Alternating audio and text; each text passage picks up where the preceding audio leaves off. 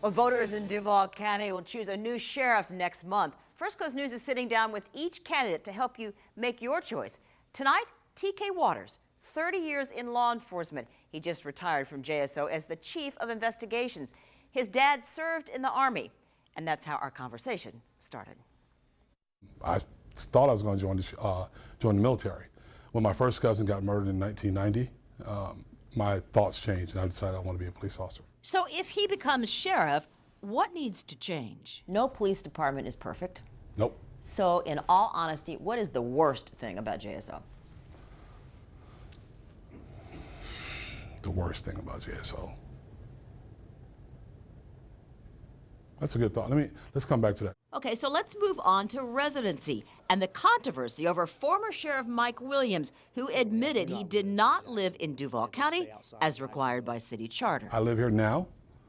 I will live here. I'm building a new residence in the middle of Jacksonville, and I'll be here. So you don't have criticism for him moving out of the county, even though it was obviously against what he was. I'm not going to criticize a guy he was a good sheriff.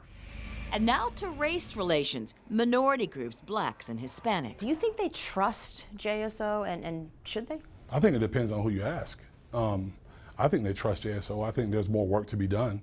I see people that believe that the police department doesn't care about how we service that community. Well, it's up to us to make sure we fix that. And now back to what is the worst thing about JSO. The worst thing is we've always been playing catch up. Waters says he wants more police officers. The current 1,820 is not enough on the streets. We need at least 2,000 police officers.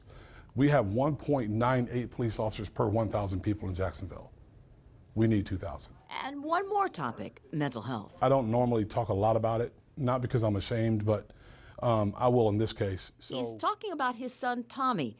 At our interview, he called his wife, and they agreed we could show his son's photos on the news. In 2018, he's a student at Providence, and he had a relationship with a young lady, and some things happened, and he ended up taking his own life, and I found him. There's nothing like a parent losing a kid, nothing. He says police must continue to partner with community groups to help. I use that as my passion, as part of what drives me every single day to try to save lives. Because, Jeannie, to be honest with you, that's all I care about.